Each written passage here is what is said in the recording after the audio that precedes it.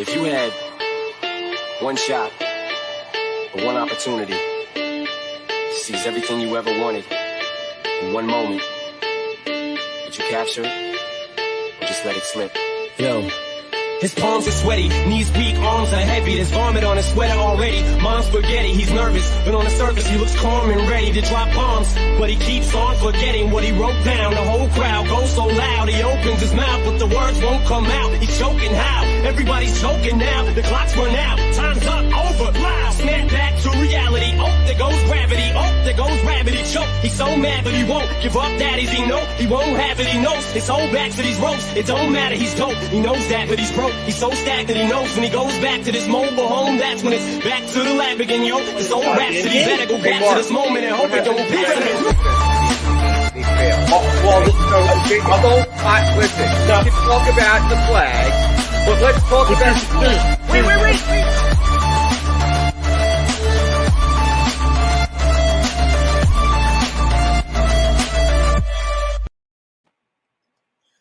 This is not a drill, folks. Good morning, Philly. This is Jason Voorhees, and with me is intern Cole. As you can see, Phil is nowhere to be found. Having some technical issues, so we're going to try to get through this right now, and hopefully he'll be hopping on with us. Yeah, Cole, what's going on? Nothing much. How you doing, Jason? Doing awesome, brother. Another Wednesday morning, and ready to go. We're trending in the AM without Phil. It feels weird to even see it, much less be a part of it. I think he should be in shortly. He's having some technical issues, but all in all, show must go on. So, Jason, what have you been up to? How you been? I'm doing good, Cole. I'm happy that to have you on the show. You're doing a good job on your show, you and Kata, and it's good to have you on the morning. Yeah, no, I'm a little surprised you're awake, but I know it's hard. See, Phil and Mark said this last week, but it's not that hard to get up. You set a couple alarms, you get up, take a shower, have some coffee, you're ready for the show, and then you can go back to sleep as soon as the show's over. Until I got to go to work. But until then, I'm able to, it's not that hard to get up. I don't know what all the fuss is about. I guess it's my young age, but hey, I'm getting old, man. I'm 20 now. We're just busting your balls. I know. We love to have fun here at DSM, and we got a lot of good personalities, and that's what happens. We're gonna kind of play games and bust each other's balls, and that's just part of having a team. And we got a great team. And as I mentioned, don't forget, this is Team DSM. We have a ton of shows. Make sure you're plugged in, subscribe to our YouTube, all that kind of stuff, the social media. And I guess let's get ready to go. So I know we wanted to start off with the Phillies. We've been talking this week. Obviously, the big news, all the news is pretty much Bryce Harper, 24/7. But as you just mentioned, the show must go on. So as the show must go on with DSM, it also has to go on with the Phillies without Bryce Harper right now. So we had a game last night, and we dropped 5-3. So what were your thoughts on the game last night? And Listen, I know Phil, one of the biggest things he was going to talk about, and one of the biggest things I saw was they left way too many runners in scoring position and on base. Way too many. I believe it was they were 1 for 13 with runners in scoring position. When Didi is ripping a one-out triple, and you can't even drive him in, that can't happen. You're not going to win games like that, especially against a team who's been as good and as hot as the Braves have been. So that is the biggest thing. And Wheeler, he didn't have his best game. I feel like Wheeler was kind of due for a rough game. He hasn't really had many this season, so I'll give him some grace. He's been phenomenal the last 2 seasons. So if he has a rough game or two, we kind of got to roll with it. I mean, you can't expect your guy to go out there and deliver gems every single start, especially when he's starting once every 5 days. But the biggest thing is the bats, once again, went cold in the big moments. Castellanos, again, 0 for 4. JT, 1 for 4. It just seems like now that Harper and Segura are both out of the lineup, I mean, Didi hit the ball well, had the triple yesterday.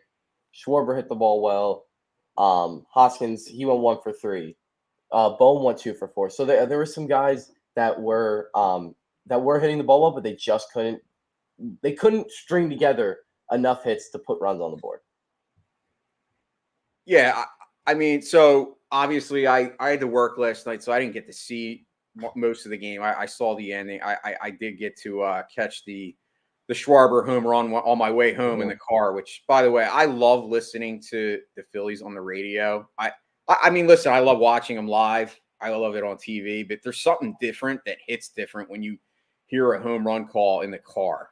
It's just like this like weird feeling, like, and they really do a good job, like kind of taking you there, as it's happening. But you mentioned the bats, and listen, a lot of people right now are, I see a lot of people saying like, oh, Nick Castellanos is, it was a terrible signing. And this is his worst career slump in his career. Like, he's never had a slump that's went this long. And I've been talking about it, that I do think that, and right now, obviously with Harper out, it's going to be hard, but I think he needs a day off. I really do. I just think he's not getting out of this funk. And I do know one thing about Nick Castellanos is that he has torrid second halves. I don't know if you saw last year what he did in Cincinnati. No, but absolutely. I mean, obviously his overall body of work and numbers were great, but a lot of that happened in the second half. So he's a second half player as it is.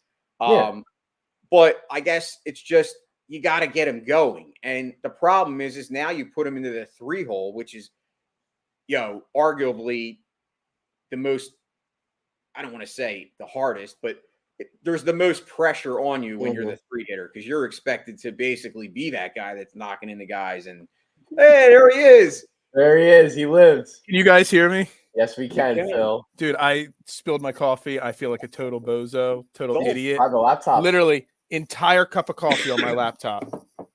So it's fried? I don't know. I couldn't even power it off for a while there.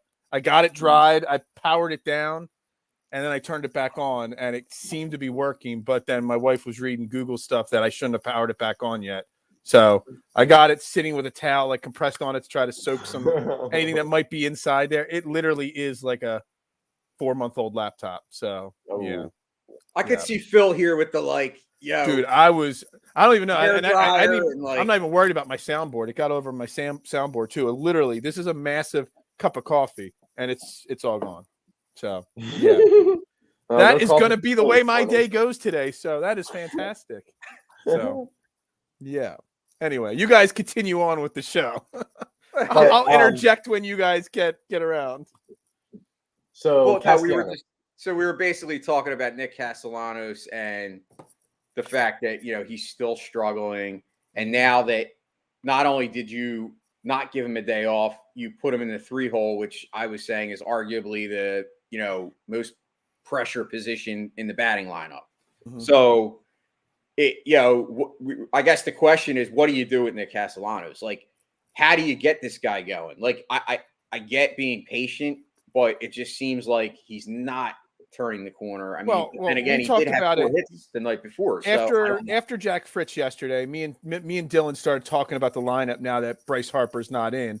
And, I guess you can't theoretically bump Castellanos down the lineup now that you don't have Bryce Harper. But you don't need to bump him up in the lineup.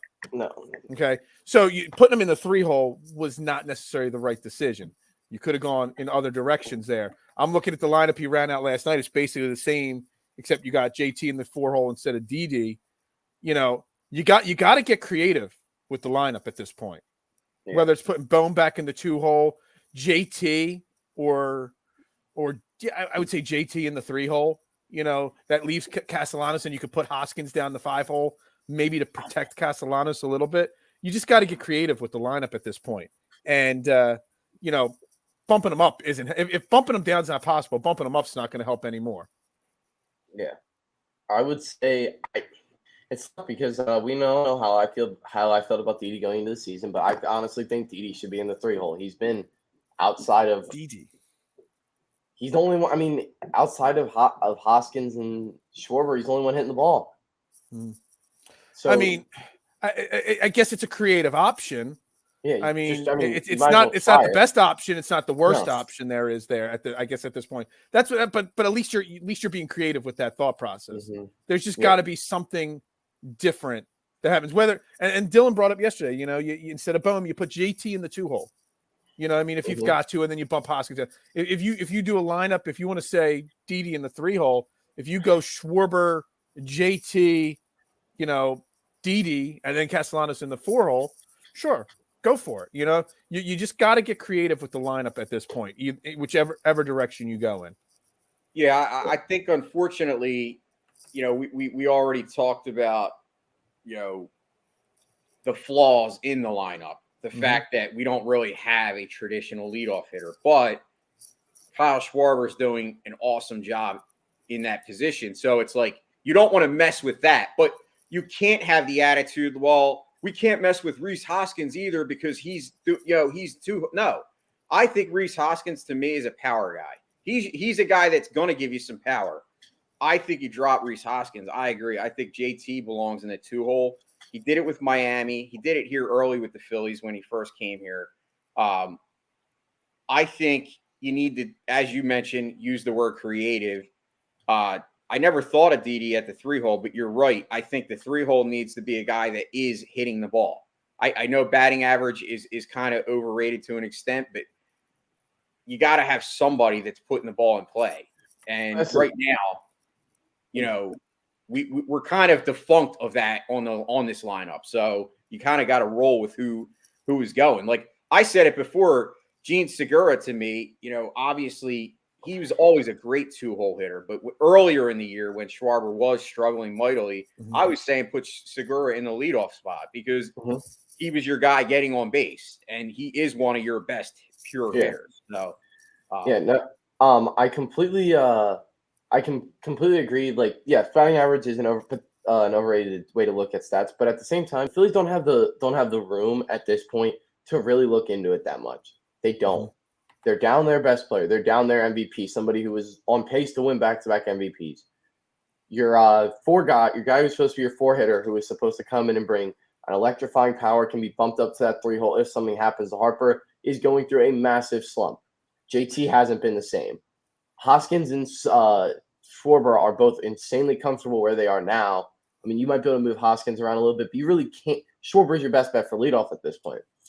Yeah. So you're not, no matter what creativity you do, you're not moving Schwarber out of the leadoff spot at this point. There's no need to it. You're at slim pickings when it comes to who's going to be batting third. And right now, you just got to rotate it. Just keep putting guys in there. And if they have a good night, put them in there again. If they have another good night, keep putting them in there. Right now, our best hitter with contact outside of Schwarber is either Hoskins or Didi. So, and if you don't want to move Hoskins from the 2, then you got to put Didi at the 3. Yeah, I mean, and it's the situational hitting. We've talked about it a million times on this show. It's the runners in scoring position. Last night you had a situation when I want to get into it in a minute. The side part of it in a minute.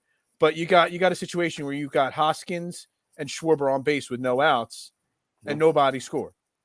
You got no outs, 2 on. You got 2 guys. So Zack Wheeler struggled. I don't know if the first 5 minutes before when I was cleaning coffee off my entire life's work had coffee spilled all over it here. While I was cleaning that off, I don't know if you talked about Zack Wheeler or not. We touched on it. Yeah, okay, but you got Charlie Morton, who is obviously struggling as a pitcher his last couple outings, and last night he was struggling. I know the box score doesn't show it, but he was struggling. He walked to lead off. I think it was the 3rd inning, or 3rd or 4th inning. Walks Schwarber, walks Hoskins, and it was like on not even 10 pitches. So he was pretty much just struggling. I mean, he had 11 base runners the Phillies had last night, just against Charlie Morton in his 5 2/3 innings. Okay. So, and then you come away with 0 runs. Now, I know you had the weird, wacky, whatever you want to call it, triple play that wasn't a triple play, that might have been a triple play, that wasn't a triple play, whatever that was. But you got to be able to get those guys home. And when the guy just throws 11 straight pitches, walks 2 batters, and then you come away with nothing because you have terrible plate discipline, terrible plate approach. And honestly, if Castellanos gets out, there's no confidence amongst the rest of the guys. So there's a lot of pressing that's happening at the plate in that situation. It's just a recipe that a domino effect will happen. And that's a problem right there.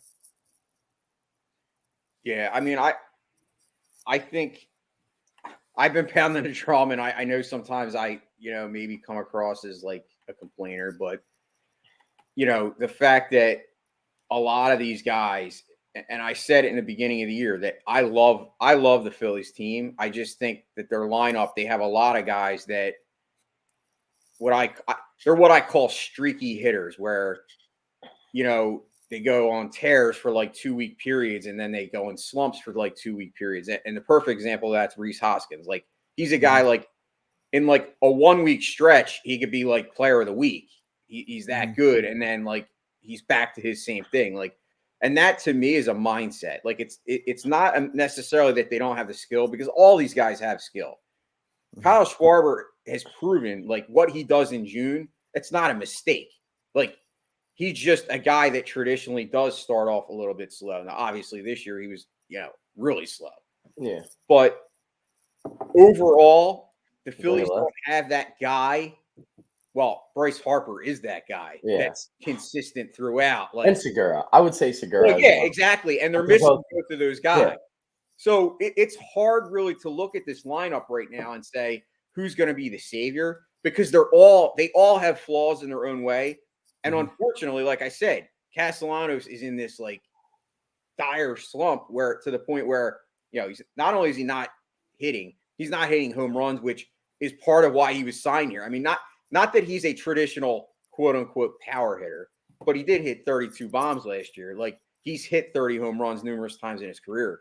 And when you sign a guy to that contract, yeah, I expect it. So right now, when you're not getting that, like you guys said, it's almost like, we talked about, can the Phillies trade for somebody? Well, it won't matter if they trade for somebody if the guys that they have in-house right now don't step up.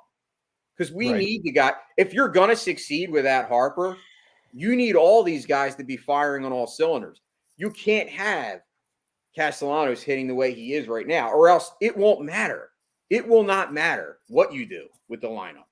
So you need these guys to start somehow coming up with a way to have a better – you talked about plate discipline. You need to have a better mindset when you go up to the plate and not swing at the first pitch. Like that, and that's something that you need your manager to kind of, and your coaches to. Look, I don't want anybody to panic after one game. We lost Harper on Saturday night, and we were able to use that momentum to win Saturday night. We were able to come back from behind on Sunday. So it's not one game that we need to panic over, but you can still see the flaws in this team. I'm just looking at the box score from yesterday right now, and I'm not actually looking at any statistical thing. And while I want to say don't panic and it's just one loss, et cetera, when you look at this lineup, Schwarber, Hoskins, Castellanos, JT, Didi, Odubel, Alec Bohm, Bryson Stott, Munoz, Moniak, Vierling, they were the guys that played yesterday. I kind of have a hard time fathoming that we still have a $200 million roster outside of Bryce Harper. Because when you hear those names, the amount of names that played yesterday, Vierling, Moniak, Munoz, Stott, Bohm, Herrera, and hell, yeah, I mean, I know you like them, Cole, but Didi, Gregorius as well. That's not a $200 million team. And that's my concern. It's like, I don't want to panic, but then when you see what they have to put out there, it kind of makes you think that, I don't know, Jason, if it was while we were on the line with Jack Fritz yesterday, or after you and Jack Fritz left the show yesterday, and I talked to Dylan, I lost my train of thought. I'm still thinking coffee. My hands are still sticky here. I had a really good point. I had a really good point there to make, and now I can't think of it all of a sudden. I'm really coffee sticky right now. Listen, a big part of that $200 million team is about 5 guys: Castellanos, Schwarber, Harper, Segura, and Aaron Nola. Mm-hmm. And then Didi has a pretty large contract himself. I think he's making $13 million, 18 million. Yeah. So I can see it, but you're right. You say $200 million team, I don't expect Matt Vierling to be trotting out there. I don't really expect Didi Gregorius to be trotting out there, especially for $18 million. Listen, I said what I said about Didi today. It doesn't mean I like the guy. Yeah, he's just the best that you got at this moment. Yeah, and that's the thing. It's like, I don't want to panic and say we have to make a move. Okay, so I remember where I was going with this now. The Rob Thompson taking over for Joe Girardi created a spark. And, we were able to get on a nice long winning streak and pretty much stay positive, during that stretch. Now, the Bryce Harper injury can create a little bit of a spark, but it's not going to create the same kind of a spark that firing your manager did. Losing your star player, it's going to maybe rally the troops at first a little bit, but it's not going to rally the troops where you're going to be able to sustain and tread water long-term when you've got a Vierling out there every day, a Double out there every day. Stott and Moniak, maybe they're going to be really good players one day, but now with Harper out of the lineup, the pressure's on them even more. So, I don't want to panic after one loss last night, Jason, but I kind of feel like Dave Dombrowski does need to be pounding the phones right now, trying to see what he could do right now, because it's a totally different situation, and you don't want to, you hang in there with what you've got for too long. You're going to see the team start to slide back to where they were before the Joe Girardi firing, at least record-wise, because you cannot sustain with these kind of guys. Well, Jack Fritz mentioned that yesterday that, he wants them to go out today and make a move, like not wait. And I think there is something to be said about that. And I don't necessarily think you have to go out and get a star player per se, but I do think you need to target somebody that actually puts the ball in play, that has a good on-base percentage. And I know we talk about OPS being, obviously the overriding factor and being probably the most important stat, but we do need somebody that with some batting average that you got to have something in your lineup. You can't have all guys that hit 200 and have a 900 OPS, because then it's basically that is all home runs or nothing. And that, unfortunately, when you have a team that's built that way, you're going to have games where you don't win that you should, like a game like perfect example last night. They had opportunities. They had guys on base, but they didn't have good situational hitting. And, like I said, I'm not panicking, but I think any realistic Phillies fan is going to realize that this team needs to have some kind of change, like in the lineup with Harper being out. You can't keep going with, as I said, I think that was the one mistake so far that I think Rob Thompson's made, and maybe it'll change quickly, but moving Castellanos into a more pressure position to me was not a smart idea when the guy's already struggling. It just doesn't make sense. You said it. I mean, yesterday wasn't just a lost opportunity. It was a big lost opportunity yesterday. You've got a clutch series against the team that's literally right above you in the standings. You're chasing them for the wild card spot, and you've got your ace, Zack Wheeler, on the mound against a guy, Charlie Morton, trending down, and you got Zack Wheeler on the mound. That was the game. Now tonight you've got Ranger Suarez, who I know Ranger Suarez pitched really well in his last outing, but now there's that much more pressure on Ranger Suarez. Massive amount of pressure on Ranger Suarez to go out there tonight and match his last performance. So, Well, you didn't even mention the fact that we faced the Braves without Ronald Acuna. I mean, that's another wasted opportunity last night. And Acuna might play today. At this point of the season, when you're chasing the Braves, you get 3 games against the Braves, and then don't we have 3 more games coming up really soon against them? You don't want to be wasting moments when you have your best pitcher on the mound. And I know you guys said you touched on it at the start when I was cleaning coffee off of everything, but Zack Wheeler last night, I mean, I know he only gave up 3 runs, but to me, and I don't want to say I'm panicking or worried about Zack Wheeler, but Zack Wheeler, for as good as he's pitching, and he's still our best pitcher right now, hasn't been last year's Zack Wheeler this year. He's had a bunch of really great outings, but he's starting to show a little kink here and there. The last couple games, he gives up a couple first inning runs. He's not as crisp and perfect as we expect from him, whether that's just too much pressure and him pressing because he knows this lineup isn't as capable as it should be. But, I mean, Zack Wheeler, even with the kinks in the armor that he's shown this year, is still, I mean, he's still got, a 2.98 ERA or something like that. But it feels the eye test, not the analytics test. The eye test feels that Zack Wheeler is just not last year's Zack Wheeler anymore. And that concerns me when he battled through whatever he was going through last night, still kept us in the game. And then we have moments in the game where we can't get runners home. We can't score 3 runs for him, 4 runs for him. So that is another wasted opportunity right there. You have Zack Wheeler having one of his bad days, which is still better than most people, and you still cannot pick him up, which puts so much pressure on the rest of the series. Now Ranger Suarez has to be perfect today. Well, you're right. I mean, it is frustrating. You see how this team does with Aaron Nola. It's even worse. I mean, Aaron Nola has probably the worst run support in Major League Baseball this year. I don't have the stats in front of me, but he's got to be up at the top as far as starting pitchers who get the least amount of run production. Zack Wheeler, listen, I know you're not panicking and I know you're not like bashing the guy, but I'm not worried about Zack Wheeler. I look at Zack Wheeler and I look at when a pitcher, I look at their strikeouts to walk ratio. He had 1 walk. So he's not walking guys. He's still striking out guys. He had 8 strikeouts. You're not going to have an ace game every single day. I agree. He hasn't been the Zack Wheeler of last year. Because let's face it, last year. But don't forget that Zack Wheeler last year actually went on his tear starting in June. He didn't do this, I remember the Roy Halladay game. That's actually when he went on his tear where he was like unhittable. So I think you're going to have dribs and drabs, ups and downs, but I'm not worried. If you're asking me if I'm concerned about Zack Wheeler, he's the least of my concerns, honestly. Well, I'll look at it. I'm looking at his last couple outings. Last night, 6 1/3. Yeah, he only walked 1, but 104 pitches and 6 1/3. His outing before that against Texas, he only made it through 4 1/3 innings. He walked 3 and gave up. So he gave up 10 base runners in 4 1/3 innings. Were a clunker. Yeah, I mean, so he's had back-to-back clunkers multiple times, and he normally follows those back-to-back clunkers up with, excellent performances.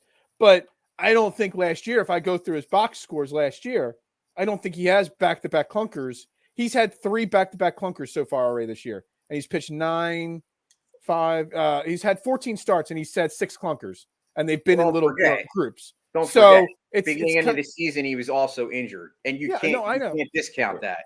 Well, also that had a lot to do, and so, but see, you can't discount that he was injured. Phil, maybe he's not 100% healthy. Here's where a lot of people are misinformed with the fact of why pitchers in 2020, the COVID season, that screwed up a lot of pitchers because you're used to throwing.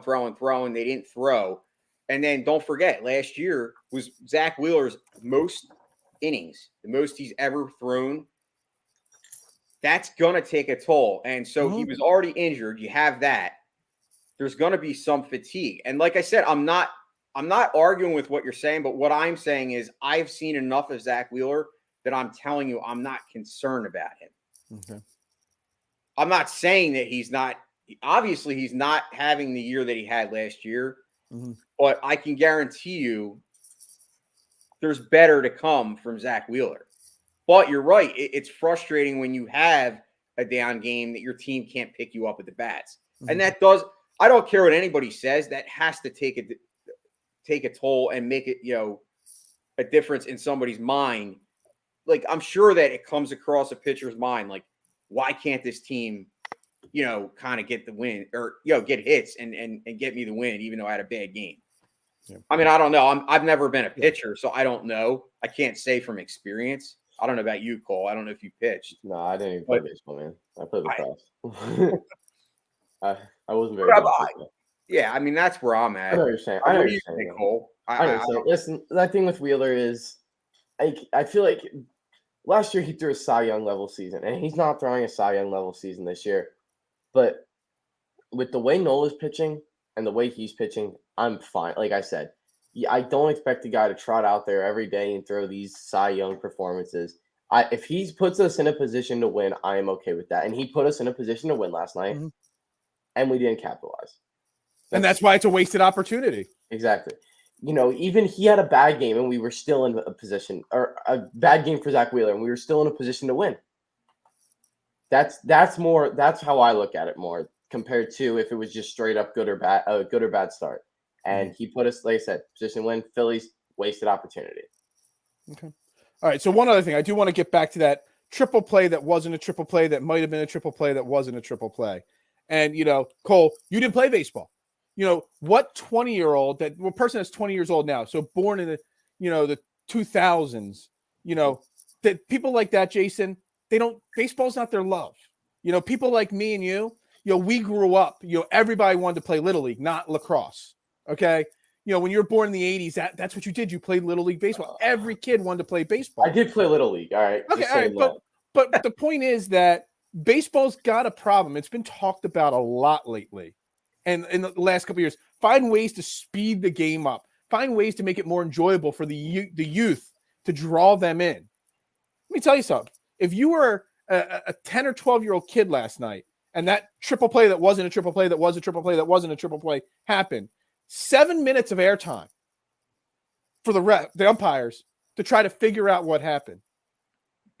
Most of those kids that probably were tuned right out and probably never went back to the game. Baseball's got a problem. I mean, you can't do away with replay, but you also can't have replay the way it is. I mean, it did not take literally the first replay that they showed on the TV broadcast. And I know, Jason, you're working, Cole, you weren't watching the game last night. You cannot tell me it took those umpires 7 minutes. Maybe it was longer than that. It felt like 7 minutes to me to figure out what happened. One replay showed everything you needed to do. And they wasted so much time. And you can even see Kyle Schwarber, who was on third base, clearly safe, joking with the Braves players because they're all looking at each other. Schwarber knew what it was. The Braves knew what it was. But yet they had to sit there and wait like an eternity for these umpires to watch 9 different replays, 18 different angles, get word from headquarters, figure it all out.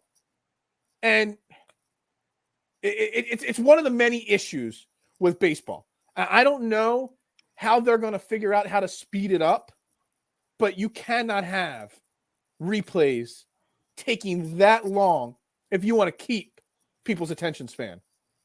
Absolutely. I completely agree. I mean, Cole, what do they do in basketball? When the refs go to the desk there, they put it on, and there's an actual office in New York for the NBA that they have every game on. They got officials working it. So all they got to do is call that office and be like, yo, I'm at the Sixers game. What's the call? Oh, yeah, no, the it's NBA, done in 3 seconds. Yeah, the NBA watches they're watching the replays and trying to come up with a decision before the refs even get to the table to watch it themselves. Yeah. So why doesn't baseball? I mean, they're talking to somebody. The NFL. Why doesn't baseball or the NFL have this similar situation? The NFL, there's no lie. I mean, I tuned out of the game. I left watching the game and came into my office to start doing work. And I could hear Kruk and McCarthy making jokes nonstop about it in the other room. I mean, it's a serious problem.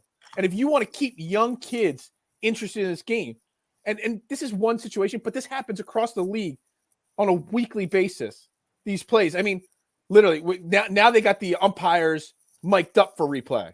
And they actually tell the crowd, what they're doing, what they're replaying. And it's not even like they were replaying a portion of it. The umpire saying, Philadelphia is challenging the entire play. That was there to notice or notification to the fans in attendance. Like, not one part of the play, the whole play, because it was so poorly done. And then you see, the second base umpire, he blew it from the get-go because he wasn't looking and in the right position. There has to be a quicker way to doing this, but also you've got to be able to hold these guys a little bit more accountable so that they don't fall into these situations. Mm-hmm. Absolutely. Jason, what's the answer to solving these problems? You don't want to get me started on it. I mean, baseball to me, a quicker than normal Jason answer. Baseball's been disgraceful for a while with a lot of this. I mean, we've talked about it, how the game is being ruined. I mean, the game that you and I went to, the first game, it was against the Brewers, and I remember there was like 25 strikeouts and like 12 walks. Mm-hmm. And it's just like the game in itself, the way the game is being played, it's just not conducive to something that is going to keep anybody's attention span, let alone a 21-year-old. I mean, it doesn't keep my attention. So Right. I agree. I think baseball's up against it, and you just brought up a perfect example of how it's getting worse because that's not helping. Right. So whatever they're doing, they're obviously not doing the right thing to progress the game and be progressive in an area where, as you mentioned, basketball has adopted this. How long ago? I don't know. When did basketball adopt the system that they have? I think it was now? the early 2000s. It's been a little while now. Yeah, early 2000s. You know, And it's working. Yeah, no, absolutely. Yeah. All right. So tonight Absolutely. you got Ranger Suarez on the bump. Okay. Like I said, you lose the first game when you've got your best pitcher on the mound. Puts a lot of pressure on Ranger Suarez tonight. Ranger Suarez against Kyle Wright. What do the Phillies got to do tonight? Obviously, I think we know the answer, but what do we expect the Phillies to do tonight to come out and maybe get the W against the Braves tonight and not drop the first two? Because you don't want to drop the first two games in this series. Cole. They need to drive runs in. They need to drive runs in. That's simple as that. They cannot leave runners on base like they did last night. That's really the only thing. And it's just Ranger Suarez needs to give the Phillies a chance to win, and the Phillies need to capitalize on it. Mm-hmm. They just need to drive runs in. It's simple as that. That's what they're lacking. Somebody needs to step up. You don't have Harper. You don't have Segura. You know, Schwarber stepped up, but it's a nine-man batting lineup. You can't sit there and wait every 3 innings for Schwarber to come up and hope he hits a home run every time. That's what it seems like they're banking on at this point because they can't lace together hits. Mm-hmm. Somebody will come in and Didi will hit a triple, and then we'll have a strikeout, and then a fly out, and then a ground out, inning over. Never got a chance. And then you'll have Schwarber and Hoskins get on, and then there'll be a double play. JT will hit into a double play, and then the next guy will strike out. Inning over. Never really got a chance. Mm-hmm. They just need to drive runs in and pitching just needs to give us a chance to win. Yeah. Because I think if you're not driving in runs, you're putting even more undue pressure on Ranger Suarez, right, Jason? Yeah, I mean, Cole stole my word. Must be reading my mind, but I think the word is capitalize. Mm-hmm. Capitalize on opportunities. Like, as you mentioned, I think they need better plate discipline. I think they need to start going back to basics. You know, go up to the plate with a mindset that I'm going to let this guy throw some pitches. Like, you got to make the pitcher work. Mm-hmm. If you're going up there and you're swinging at the first pitch, you're already making his job easier. And I'm not saying not to swing at the first pitch ever, and there's never an opportunity to do that. There is. Mm-hmm. But they need to have a better plan when they go up to the bat. And I think that's part of it. I think a lot of it's mental. It's knowing and having a will to win. If you go up there with the mindset, I'm going to swing at the first pitch, and then you find yourself down 0-2, it's just not an easy situation to be in. Go up there and start taking some pitches. Let this guy pitch. A lot of times you'll see guys are wild early. A lot of times you're able to tell whether a starter is on or off in the first inning. Mm-hmm. And if you actually let the guy start throwing some pitches, you might actually get him to get some guys on base. But if you have guys on base and you can't knock them in, then it's worthless. Yeah. So I mean, you got a guy Kyle Wright right now. The guy going up for the Braves today. In his last 2 outings, he's pitched 11 1/3 innings in his last 2 outings. He's given up 21 hits, 10 in one outing and 11 in the other. He's only walked 1 guy in each game. He doesn't strike a lot of guys out in the last 2 games. But when you've got a guy that's giving up more than 1 hit or more than 2 hits per inning, you got to be able to take advantage of that. So what you're saying is he's ripe for an opportunity for the Phillies to make him ripe. It's a ripe situation for the Phillies to get too aggressive and then swing at the first pitch nonstop and pop up every single time. So the Phillies got to be aggressive, but aggressive in the right situations. Absolutely. Because this guy is going to give you pitches to hit. You've just got to wait for the right pitch and not just swing at the first thing you see. So if you could take it, I love looking at pitchers' trends, their last 2 or 3 outings, and seeing how they're doing. This guy's trending in the wrong direction. So it's right. But it's also an opportunity if the Phillies are in the wrong mindset going to the plate, where you're going to get the guy back in the right ship. And then we're going to see him again in the next series, and he's going to be all of a sudden a much more confident pitcher. So tonight's the night to keep let his trend continue to go in the wrong direction instead of right in the ship, because he is a good pitcher. I was just going to say, the problem is he is their ace. He is probably their best on Atlanta right now. He's probably their best pitcher. Right. And you're right. He's trending in the wrong direction, but these are the types of pitchers that the Phillies usually make look like Cy Youngs. Like, that's the problem. And that happens a lot. It's like we said before, like the Phillies sometimes, it's not just the Philly. I think it's like a Philly curse, because it's always like, we always look at these things and we're like, man, we should just be able to do this. And like, they'll throw up another clunker. But you're right. It's all about mindset. Like, go up there and say, like, we're not gonna put up with this shit anymore. We're gonna start hitting the ball. Like, just have that mentality. And you're right. You can't, Cole, you nailed it. I think they're waiting for Schwarber at this point, because he's the only guy that's like producing. And it's like, sooner or later, he's going to start to struggle again too. Like, somebody else has to step up. Yeah. Like, can we just have for like a 2-week stretch where they're all hitting? Like, wouldn't it be nice to have that? Like, wow, they're putting up like 12 runs a week, a game. Like, it can happen. It's possible, but it hasn't happened. All right. So do they get the win tonight, guys, real fast? Because I want to get to a little bit of Sixers talk here before we wrap this show up. No. Cole's saying no. Jason, they getting the W? I mean, I'd love to say they're going to win, but I think they're up against the best pitcher on the Braves, and I think the way that I'm seeing this team right now, no. I guess my hot take is, or what I'm looking for is, I'm looking for a change in the lineup. Like, not have Castellanos in the 3-hole. Yeah. Unfortunately, if you're both going to say no, they're not going to win, that means I've got to say they do win, just because we can't have a clean sweep here. So sure, come on and brag in the morning, be like, yeah. I was right. You guys were wrong. To be a troll. Phil wants to be a troll. All right. So we're going to move on. Sixers free agency starts tomorrow in the NBA. Okay.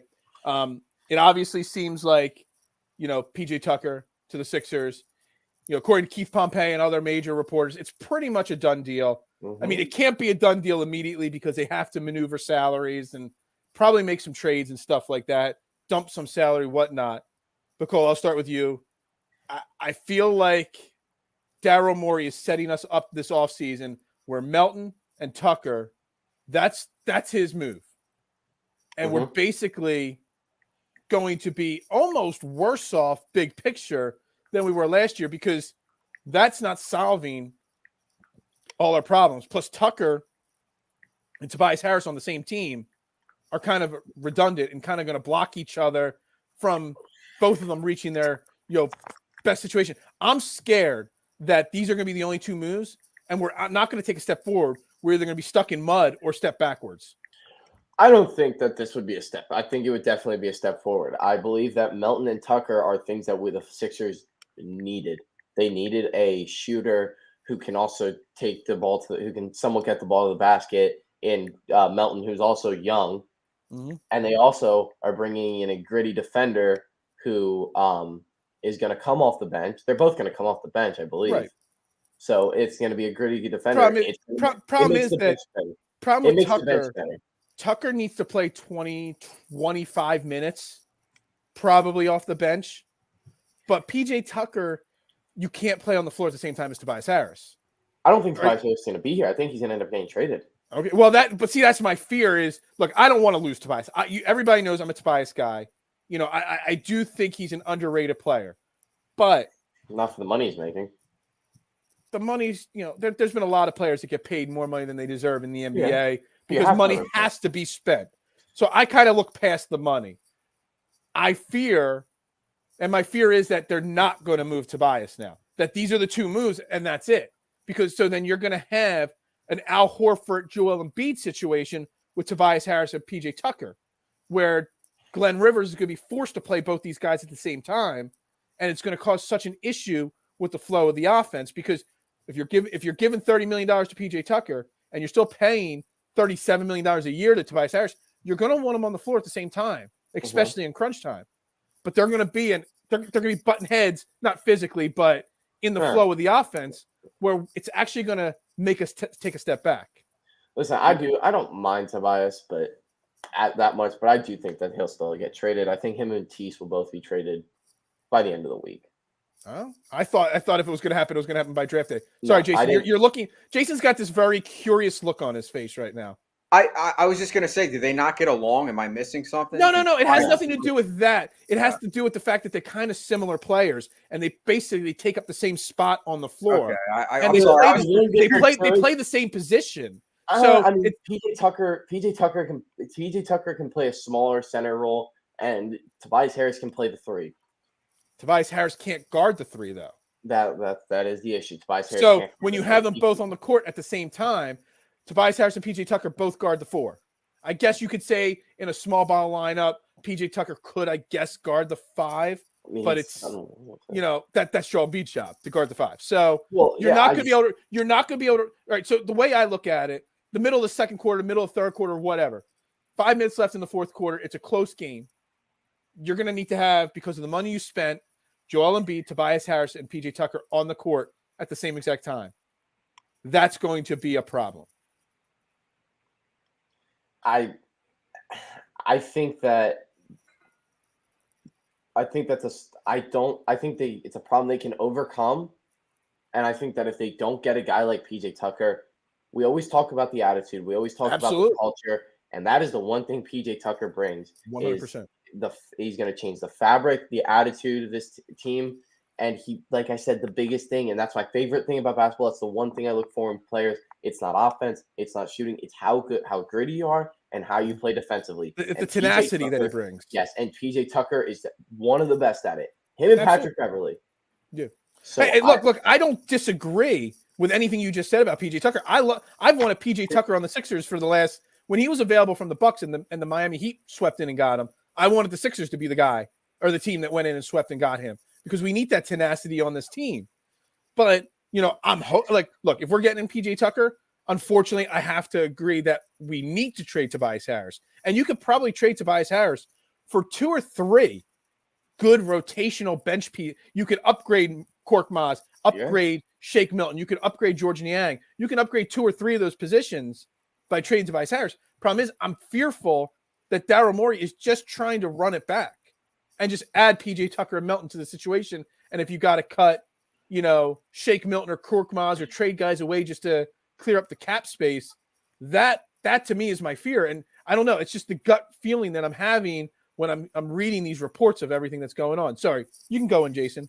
No, I just want to ask a question from like a layman's perspective. Like because I've done my homework on DeAnthony Melton, and I'm very excited about him.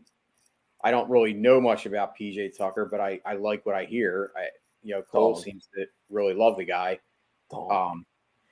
Are those 2 like? I guess my question is, if they are the only 2 moves and they don't move Tobias, is this team better than it was last year? And if the answer to that question is yes, then I think you have to bank on the fact that James Harden is going to be more close to the player that he was in the regular season as opposed to the one that he was in the playoffs. Because if we get James Harden regular season, like all year, I think it's safe to say that the team's better.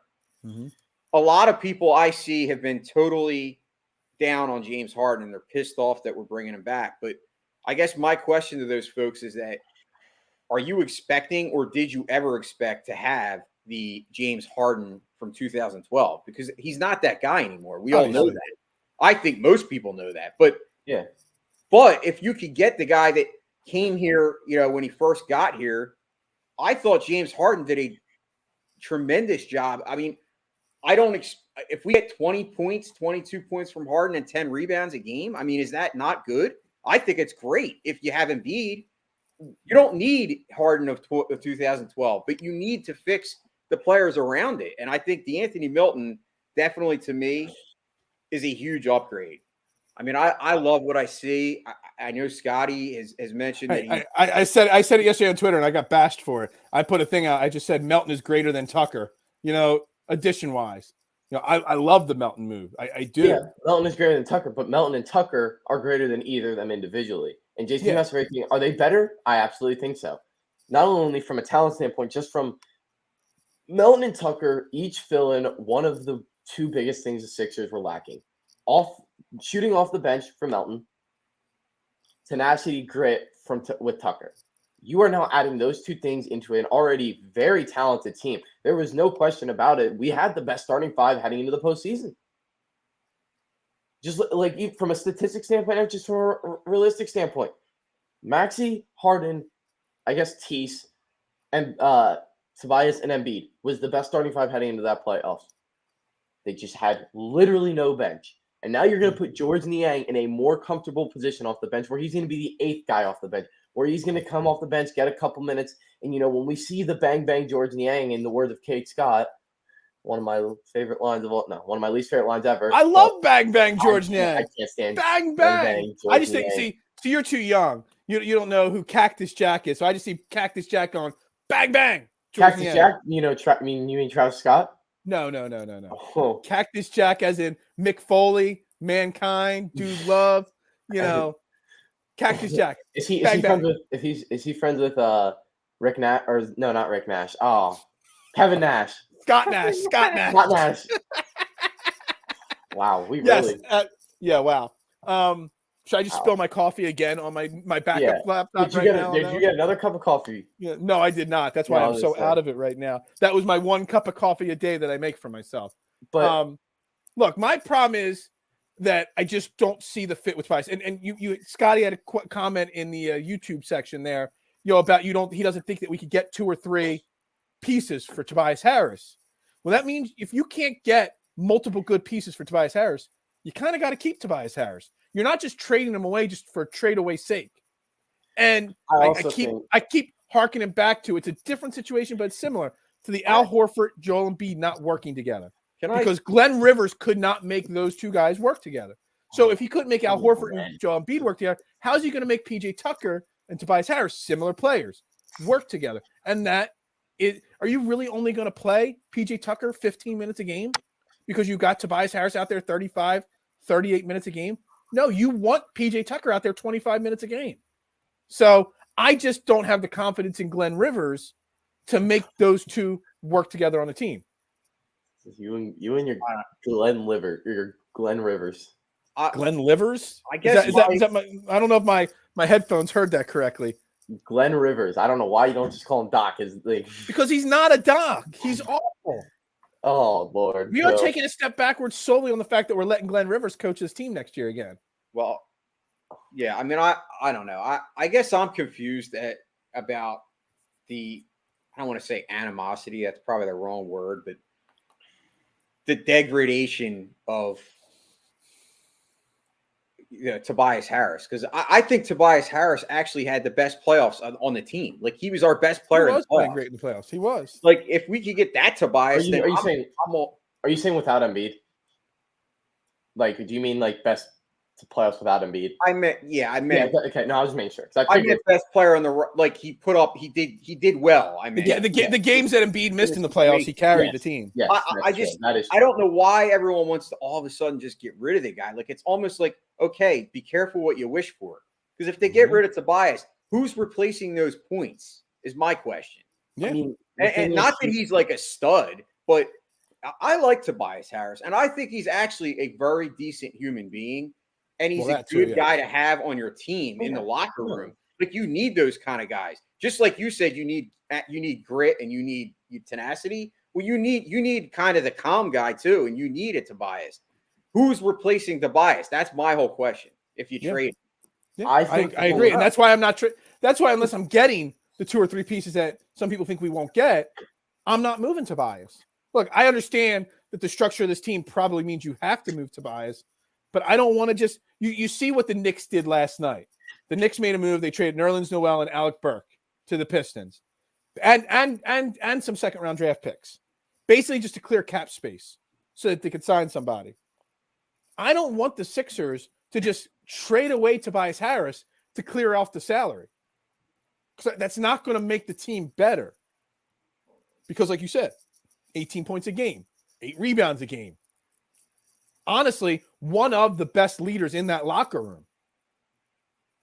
You don't just get rid of that And instantly, it's not like PJ Tucker is going to put up those numbers. PJ Tucker is not going to score 18 points a game.